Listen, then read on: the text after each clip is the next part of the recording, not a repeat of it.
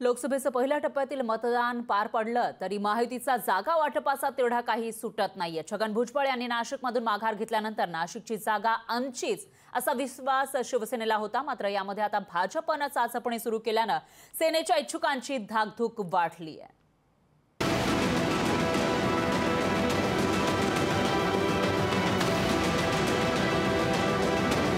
लोकसभा निवडणुकीच्या पहिल्या टप्प्यातलं मतदान पूर्ण झालंय आणि आता दुसऱ्या टप्प्यासाठी प्रचार सभा सुरू आहे। मात्र महायुतीच्या काही जागांवरचा तिढा अद्यापही सुटलेला नाहीये। नाशिकची जागा त्यापैकीच एक। भुजबळांनी माघार घेतल्यानंतर नाशिकचा तिढा सुटण्याऐवजी अधिकच वाढत चाललाय।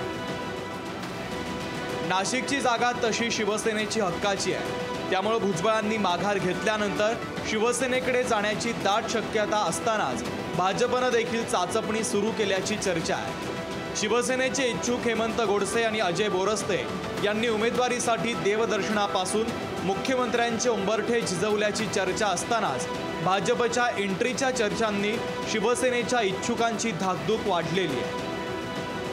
महायुतीतला तिसरा पक्षही माघार घ्यायला तयार नाहीये। भुजबळांनी दावा सोडला असला तरी राष्ट्रवादीचा दावा कायम असल्याचं अजितदादा गटाच्या स्थानिक नेत्यांनी ठणकावून सांगितलं। राष्ट्रवादी काँग्रेस पक्षाचाही आग्रह होता आणि भारतीय जनता पार्टीचाही त्याच्यामध्ये आग्रह होता, पण ती निर्णय घ्यायला कुठेतरी विलंब लागत असल्यामुळे उमेदवाराला दिशा ही फार काही चांगली देता येत नाही, म्हणून त्यांनी खऱ्या अर्थाने माघार घेतली। याचा अर्थ राष्ट्रवादी काँग्रेस पक्षाने नाशिकचा क्लेम सोडलेला आहे असं अजिबात नाही।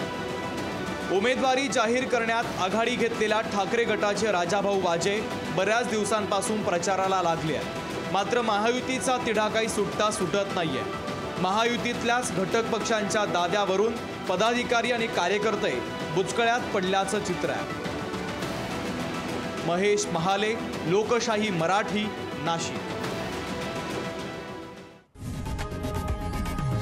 लोकशाही मराठी ऐका, पहा, जागरूक रहा।